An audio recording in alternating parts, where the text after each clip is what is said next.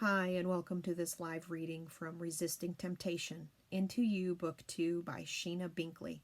And this is presented by Itsy Bitsy Book Bits. Prologue, Troy. Growing up, I never expected to be where I am right now. My parents were my role models growing up, especially my dad. He was my hero, the man that I always wanted to be when I became one. I went to him for various advice, including on how to be in love. Since this was my first romance, I had no idea what to expect, so I figured my dad would know. He and my mom were married for 30 years, so I knew he would be able to help me sort out my feelings for this girl that I was digging at 17, Naomi Fernandez. That memory of walking into the den feels like yesterday to talk to him. He was on the phone smiling and laughing like a teenage boy. Hell, he was looking like me when I was talking to Naomi. He looked up, surprised to see me, and quickly disconnected the call.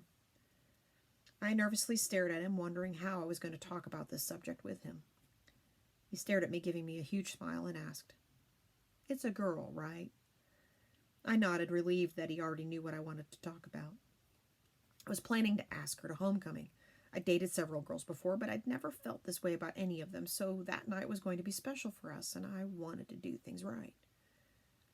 As soon as I was about to open my mouth, my dad asked me if I was dating anyone else. I said no, and he replied, "Oh, well, you should. It's not good to be tied down to one female. Trust me, I know." I glanced at him, wondering what he meant by that. He was married to my mom, so she should be the only female for him, right?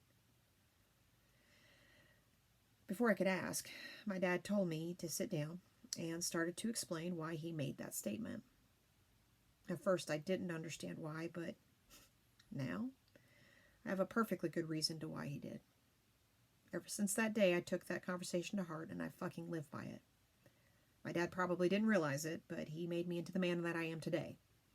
Some people may not like it, but honestly, I don't give a shit. Troy, April 2014. I opened the door to my house, happy that I was there after a long day at work. As a manager at one of the premier car washes in the city, there's always a bit of pressure to be the best, which I don't have a problem doing. But damn, these past few days have been hell, which made me wonder if this position was even worth it. I just received the position a week ago after the previous manager, Edward, was found smoking weed on the premises. Of course, the owner, Enrique, would never know that I was the one who provided the weed to him. I knew that was his weakness, and I wanted the manager position for a while, so I figured I could slowly ease him out. Now I see why he smoked. I leaned against the door and took a deep breath, wondering when Stacy was going to come in. I'd met her at the bar near my house, and with the day I had, I needed a bit of excitement. She slowly walked in, giving me a sexy smile as she walked in front of me. I stared down at her hips as she did a little twist, making my manhood rise. She turned around and batted her lashes. "I knew that would get you to look." "You don't have to do much, baby. I was watching you since we were at Miller's." "I know, so why did you invite me back here?" I smiled. "You know why.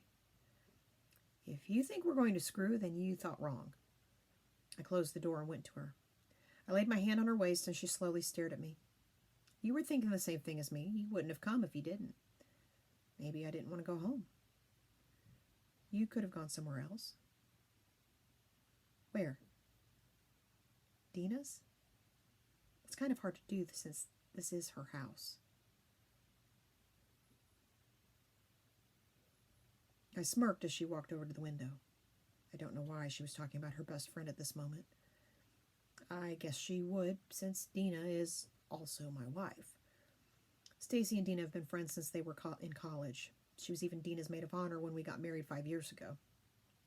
I've had a thing for Stacy ever since I first laid eyes on her, but of course, since she was my future wife's best friend, I couldn't go there. Until tonight. I admit I'm wrong for what I'm about to do, but I couldn't help myself. I love women. I always have and always will. I have tried changing my ways for Dina, and I have succeeded for a little while, but just the slightest hint of temptation crosses my path, and I'm back to where I started again. Maybe things will change after being with Stacy. Once I'm able to get her out of my system, then I will change my ways. I'll become a one-woman man. I stepped behind her and wrapped my arms around her. She gave a long-winded sigh as I breathed into her hair.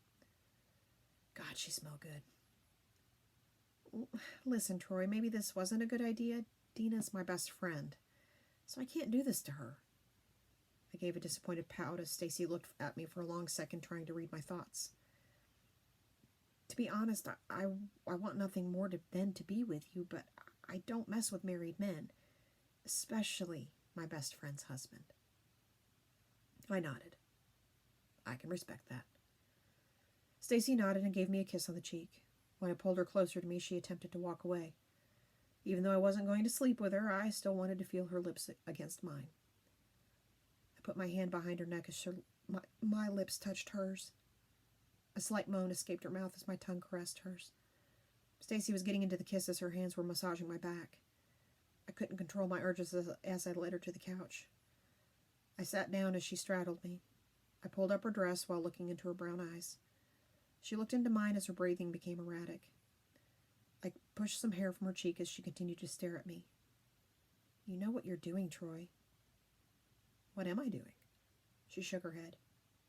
You know. Just as I was about to kiss her again, we both jumped from the loud slam of the front door. I looked up, seeing Dina's glaring daggers at both of us. Oh my God! Stacy screamed. She almost fell backwards when I quickly held her. Dina ran over to us and slapped Stacy across her cheek, causing her to lean on her side. I held her as Dina stared at me. You bastard! You straight lied to my face, saying you were going to change, but what are you doing? Cheating on me with my best friend. Of all the women you could have came across, you decided to be with her? Really, Troy? It's not what you think, Dina. We weren't even doing anything, I admitted. Dina gave a creepy laugh, which had me a bit disturbed. I know I've done Dina wrong countless times. That's why this shouldn't come as a surprise, but I was telling the truth this time. You expect me to believe that? After everything you've put me through? So not only am I stupid, but I'm blind too? He's telling the truth, Dina, Stacy said. Dina got in her face when I separated the two. The rage in her eyes only made me pull back a little from her. Shut up. In fact, the both of you can go straight to hell. I glanced at Dina as she picked up her bag. She shook her head at me. I should beat your ass for what you've done to me, but I'm not going to waste my time or energy on you. I've put up with a lot from you. I thought we could work things out, but I know now that's not meant to be. On our wedding day, I took our vows seriously, but you thought of it as a damn joke. You continued to whore around thinking you were single when you weren't.